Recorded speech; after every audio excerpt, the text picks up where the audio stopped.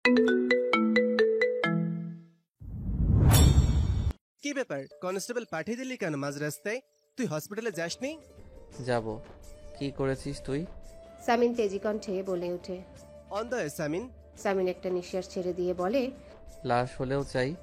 Doctor Ruby এসে ফুয়াদের সামনে দাঁড়িয়ে বলে, সামিন কোথায়? কোথায় যেন বেরিয়েছে আন্টি। ট্রিটমেন্ট চলছে, চিন্তা করতে বারণ করো। সবাই আল্লাহর কাছে কৃতজ্ঞতা জানাও যে মুখের কিছু হয়নি। ফুরাদ, একটা মেয়ের মৃত্যু হওয়া ভালো তার থেকে। ফুয়াদ কিছুক্ষণ তাকিয়ে থেকে মাথা নাড়ায়। সামিন কোথায় গেল বুঝতে পারছে না সে। কোনো অঘটন ঘটায়নি তো আবার? থানায় ফোন দিয়েও কিছু জানতে পারল না। ফোন বের করে আবারও সামিনের নাম্বার ডায়াল করলে সে।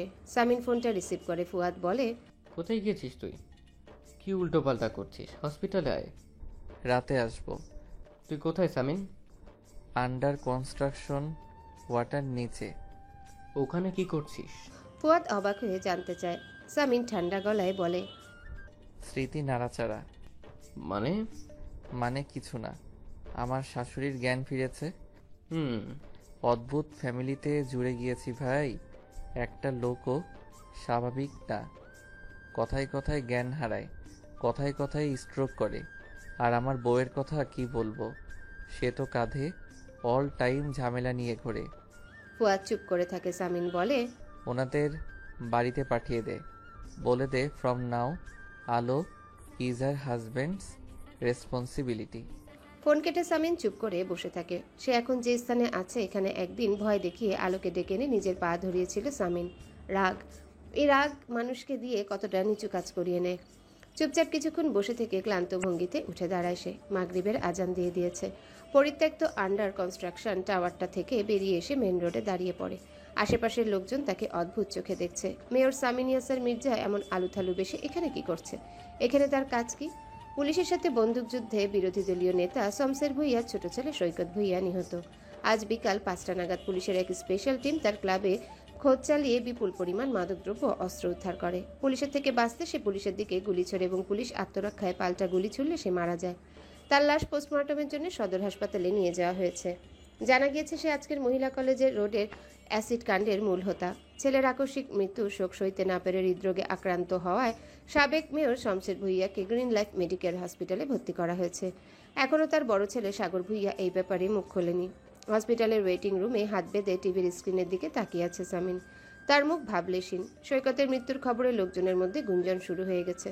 কোনো না কোনো কারণে সবাই খুশি হয়েছে খবরটায়। কম ত্রাস সৃষ্টি তো করেনি গত 6 মাসে। কিশোর গ্যাংয়ের গডফাদার ছিল, কত অভিভাবকের অভিযোগ ছিল ওর নামে। এত অল্প বয়সে মাদকের সাম্রাজ্য বিস্তার করে বসেছিল। ঘুরে ফিরে সবাই সামিন ইয়াসার মির্জাকে দেখছে। পরনে জিন্স প্যান্ট, গায়ে হালকা আকাশি রঙের শার্ট। শার্টে ছোপ ছোপ কালো কালো দাগ। বলিষ্ঠ দেহে শার্টটা আটসাট হয়ে আছে। পুরো বিধ্বস্ত লাগছে সামিনকে। সব আগন্তুকেরা সামিনের দিকে ঘুরে ফিরে তাকাচ্ছে। মেয়র সাহেবের এই অবস্থা কেন সেটা জিজ্ঞাসা করার সাহস নেই তাদের। ভাইয়া, ঈশিতার ডাকে সামিন ঘুরে দাঁড়ায়। যাসনি তোরা? ইলহাম ঋতু কোথায়? ভমিটিট হচ্ছে ভাবির। ওয়াশরুমে নিয়ে গেছে মেজু ভাইয়া। তোরা চলে যা, আমি থাকবো এখানে। ইসমাম বেশ কয়েকবার ফোন দিয়েছে ভাইয়া, ওকে বলবো? না, শুধু শুধু টেনশন করবে। এমনিতেই মন খারাপ করে থাকে সারাদিন। ঈশিতা একটা প্যাকেট সামিনের দিকে এগিয়ে দিতে দিতে বলে, শার্টটা পাল্টে নাও, তোমাকে বিশ্রী লাগছে। সামিন চুপচাপ প্যাকেটটা নিয়ে পাশের একটা বেঞ্চিতে রেখে দেয়। দূরের একটা বেঞ্চিতে আতাউর আলম চুপচাপ বসে আছে। সবাইকে বাড়িতে পাঠিয়ে দিয়ে সেও থেকে গিয়েছে। হাত বেঁধে দৃষ্টি মেঝের দিকে দিয়ে রেখেছে। সবাই চলে যায়। জামিল চুপচাপ করিডোরের একপাশে দাঁড়িয়ে আছে। সামিন জামিলের দিকে তাকিয়ে বলে, তোর বউকে কথা দিয়েছিলাম তোকে দিয়ে চামচামি করাবো না, কিন্তু তুই জন্মগত চামচা। তোর মধ্যে থেকে চামচা ভাবটা গেল না। যা এখান থেকে। জামিল কিছুক্ষণ তার ভাইয়ের দিকে তাকিয়ে থেকে চলে যায়। হসপিটাল থেকে গিয়েছে দুটো লোক, আতাউর আলম এবং সামিন ইয়াসার মির্জা। আতাউর আলমের মাথাটা বেশ ব্যথা করতে শুরু করেছে। কপালের দুপাশে রক দপদপ করছে। হঠাৎ তার সামনে কেউ একটা ওয়ান টাইম চায়ের কাপ এগিয়ে ধরে। মাথা তুলে সামিনকে দেখে কিছুক্ষণ তার দিকে তাকিয়ে থাকে। তারপর হাত বাড়িয়ে চায়ের কাপটা নেয়। সামিন নিজের জন্য 1 কাপ চা এনেছে। চায়ের কাপ হাতে আতাউর আলমের থেকে কিছুটা দূরত্ব বজায় রেখে বসে পড়ে। দুজনেই কয়েক মুহূর্ত চুপ করে থাকে। তারপর সামিন পরিস্থিতি স্বাভাবিক করতে বলে, এখানের ক্যান্টিনের চা একেবারে বিশ্রী। খুবই সস্তা চায়ের পাতা দেয়। মনে হয় যেসব চায়ের পাতা লাশের কফিনে দেওয়া হয় সেটা, এই চাটা বাইরে থেকে আনলাম। আতাউর আলম চায়ের কাপে চুমুক দেয়। সামিন এক পলক তার দিকে তাকিয়ে থেকে বলে, আপনার সাথে কখনোই খোলামেলা আলোচনা করা হয়নি। কি আলোচনা? আতাউর আলম সামিনের দিকে তাকিয়ে জিজ্ঞাসা করে, আমি আপনার অ্যাক্সিডেন্ট করাইনি? কান ভাঙানো হয়েছিল আপনার মেয়ের। আমিও জামিলকে কোপানোর ব্যবস্থা করিনি, কান ভাঙানো হয়েছিল তোমার। দুজনেই আবারও চুপচাপ। সামিনের দিকে তাকিয়ে আতাউর আলম বলে, তোমার ধারণা তুমি আমার মেয়েকে ভালোবাসো? হুম। তা আমার মেয়েকে কতটা ভালোবাসো তুমি?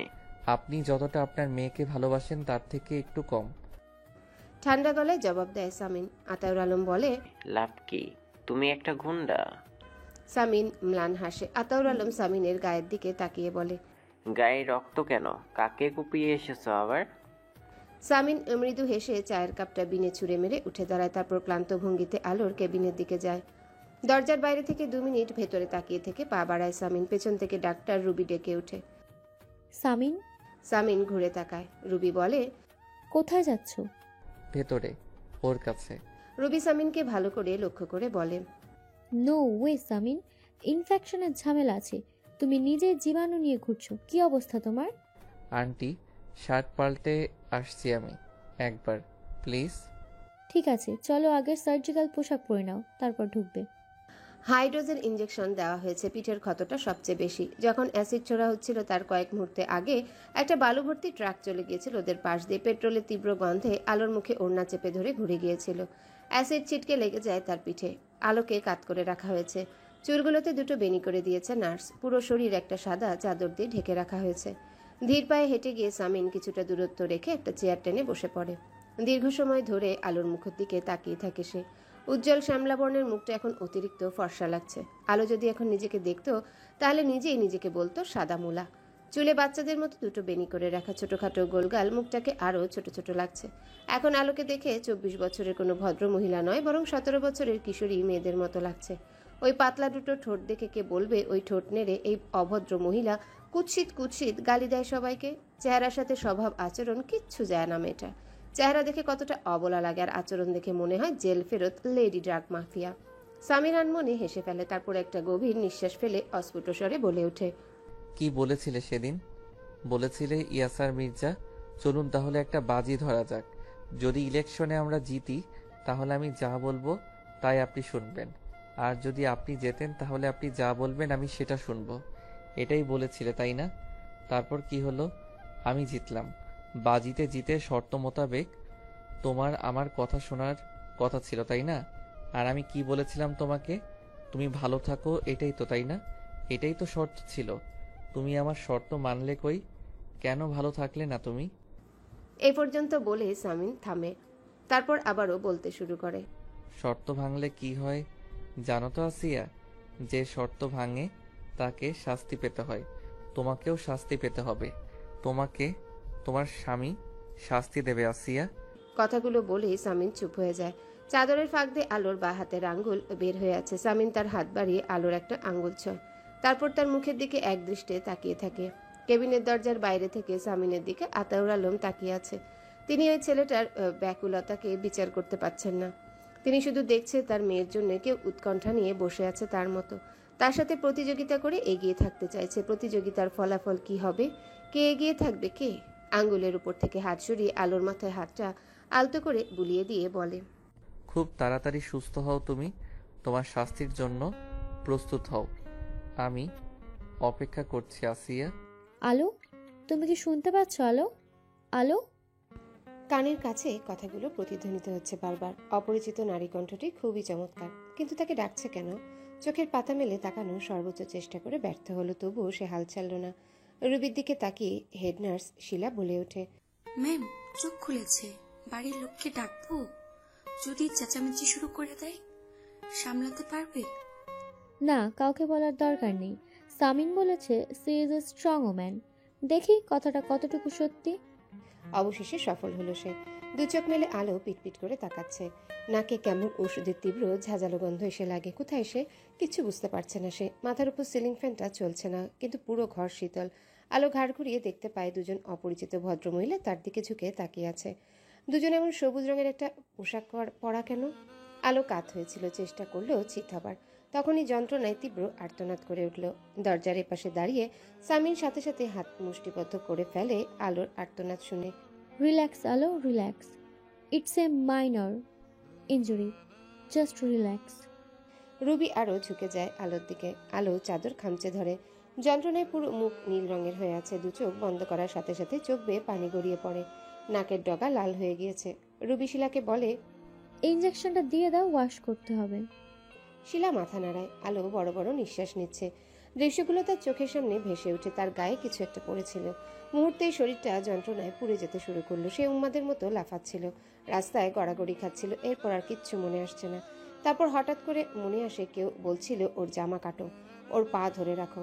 হুট করে আলো চোখ মেলে দেখে, চোখ দুটো বড় বড় করে ফেলে। শরীরটা যেন শিরশির করে উঠল। রুবি আলোর কাছে এগিয়ে যায়, মাথায় হাত বুলিয়ে দিয়ে বলে, আমি ডাক্তার রুবি, তুমি আমাকে আন্টি বলো।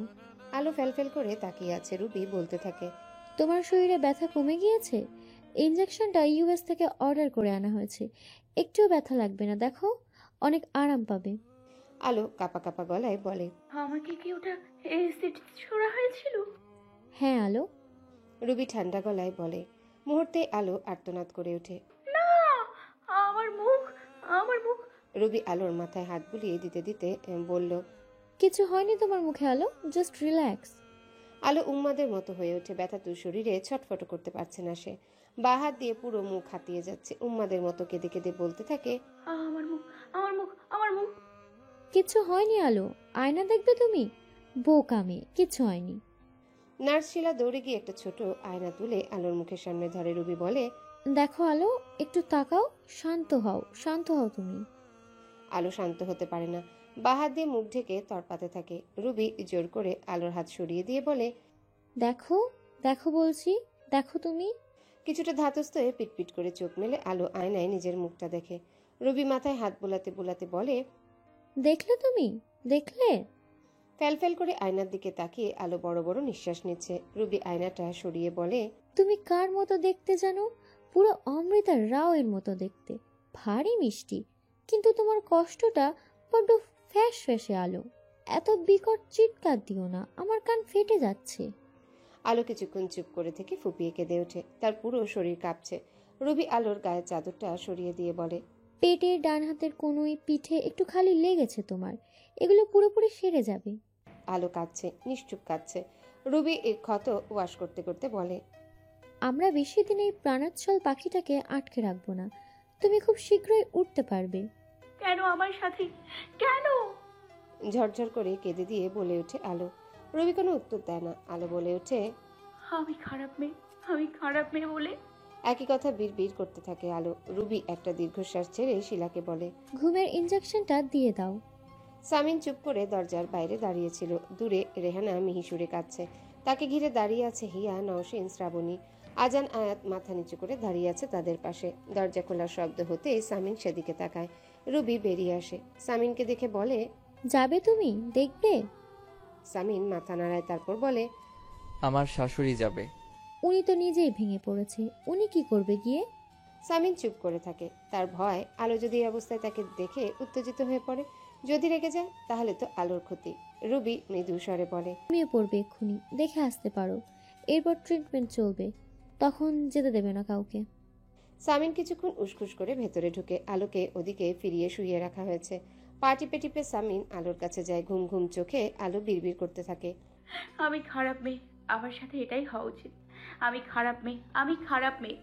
সামিন থমকে যায়। আর এগুলোর সাহস নেই তার। একই কথা আলো বিড়বিড় করতে করতেই অচেতন হয়ে যায় কিছু সময় পর। সামিন পাথরের মতো দাঁড়িয়ে থাকে কিছুক্ষণ, তারপর বলে ওঠে, তুমি খারাপ মেয়ে নও, তুমি আমার দেখা সব থেকে শুদ্ধতম মেয়ে আলো, সব থেকে বিশুদ্ধতম মেয়ে। শেভ করছিস না কেন? ফুয়াদ এক পলক সামিনের দিকে তাকিয়ে নিচু গলায় বলে। সামিন ড্রাইভ করতে করতে বলে, সময় হয়ে ওঠে না, আজ করব। দাড়ি রাখলে রেখে দিতে পারিস, তোকে অনেক হ্যান্ডসাম লাগবে। পলিটিশিয়ানদের সাথে দাড়ি মানায়। সামিন চুপ করে থাকে। হসপিটাল রোডের মোড় ঘুরে সামিন গেটের ভিতর ঢুকে পার্কিং লটে গাড়িটা পার্ক করে রাখে। তারপর গাড়ি থেকে নেমে হসপিটালের ভিতর ঢুকে। আজ 15 দিন হয়ে গিয়েছে, ট্রিটমেন্ট শেষ হয়েছে। আলোকে আজ রিলিজ করে দেওয়া হবে। ক্ষত প্রায় শুকিয়ে গিয়েছে। আলোর কেবিনের বাইরের করিডোরে সবাই দাঁড়িয়ে আছে। সামিন দ্রুত পায়ে হেঁটে গিয়ে দাঁড়িয়ে পড়ে।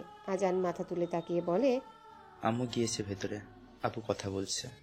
মাথা ঘুরিয়ে সামিন আলোর কেবিনের দরজার দিকে কিছুক্ষণ তাকিয়ে থাকে, তারপর হেঁটে ডাক্তার রুবির কেবিনে যায়। মেয়েদের এত গলাবাজি করা ঠিক না আম্মু। বেশি গলাবাজি করার পরিণতি দেখলে। আলো নিস্তেজ কণ্ঠে বলে। রেহানা মেয়ের হাত ধরে চুমু খেয়ে কাঁদতে কাঁদতে বলে, একদমই না আম্মু, একদমই না। আলো কোনো কথা বাড়ায় না, মাথা ঘুরিয়ে জানালার বাইরে তাকিয়ে থাকে। তার কেবিনের জানালার বাইরে একটা চমৎকার জারুল গাছ আছে, তার ডালে কিছু পাখি বসে আছে। সে এক দৃষ্টে পাখিগুলোর দিকে তাকিয়ে আছে। শরীরের যেসব জায়গায় লেগেছে সার্জারি করাটা অনেকটাই সহজ। মুখ হলে আমরা রিস্ক নিতে চাইতাম না। এখন তোমার সিদ্ধান্ত, আলোর সিদ্ধান্ত। সামিন রুবির দিকে তাকিয়ে আছে। রুবি বলতে থাকে, আজ নিয়ে যেতে পারো। আর যেটা ইম্পর্টেন্ট নোট দিতে চাই সেটা হলো ওর মানসিক স্বাস্থ্যের দিকে খেয়াল রাখবে। আই থিঙ্ক তুমি বুঝতে পেরেছো। সামিন মাথা নাড়ায়। রুবি বলতে থাকে, একটার পর একটা দুর্ঘটনার মধ্যে দিয়ে গিয়েছে, তাই ওর মনে হচ্ছে সবকিছু যেহেতু ওর সাথেই হচ্ছে তাহলে নিশ্চয়ই ওর দোষ। ও আসল অপরাধী। এটা থেকে ভবিষ্যতে ভয়াবহ মানসিক সমস্যা দেখা দিতে পারে। ওকে খুব দ্রুত কোনো সাইকিয়াট্রিস্টের কাছে নিয়ে যাও। ডাক্তার ফজলে রাব্বি বেস্ট এই ব্যাপারে। সামিন উদাস চোখে তাকিয়ে থাকে। রুবি বলতে থাকে, হুটহাট অদ্ভুত অদ্ভুত আচরণ করলে ভয় পেও না। কি বলতো, মেয়েরা নিজেদের শরীর ত্বকের ব্যাপারে খুব সেন্সিটিভ। ওর কাছে মনে হতে পারে ও এখন কুৎসিত হয়ে গিয়েছে অনেকটা। ওর সৌন্দর্য কমে গিয়েছে, তাই ডিপ্রেশনে চলে গেছে, কান্নাকাটি করছে, পাগল হয়ে যাচ্ছে এবং পরে রাগ দেখাতে পারে। রুবি সামিনের দিকে এক গ্লাস পানি এগিয়ে দিয়ে বলে, খেয়ে নাও। সামিন পানিটা খায়। রুবি বলতে থাকে, কি অবস্থা করেছো নিজের।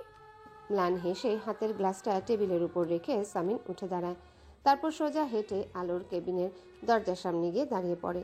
কিছুক্ষণ কেবিনের বাইরে জড়তা নিয়ে দাঁড়িয়ে থেকে দরজা ঠেলে পর্দা সরিয়ে ভেতরে ঢুকে।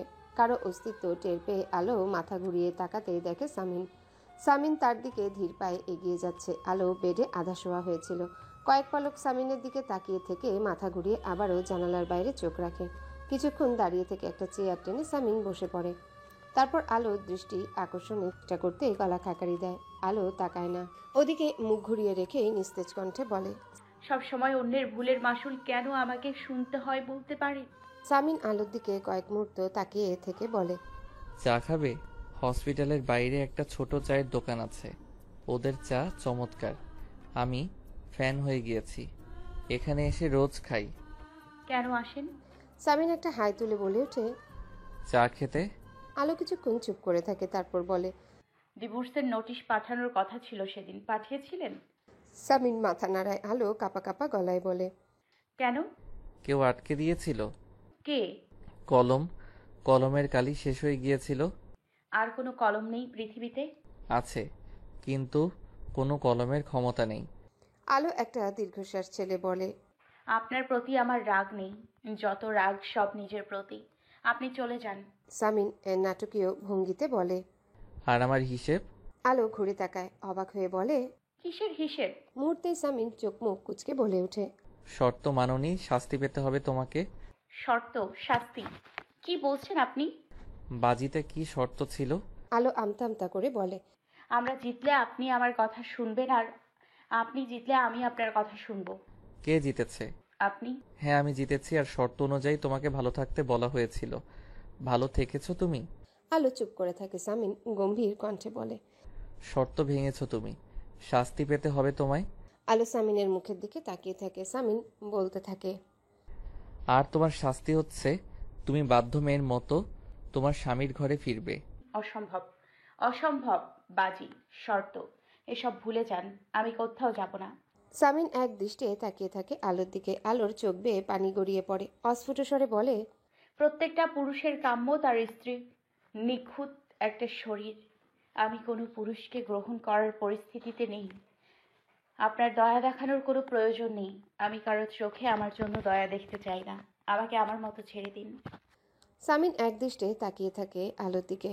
আলোর চোখের পানি মুছে নিয়ে বলে, কি হলো? বলেছি তো চলে যান।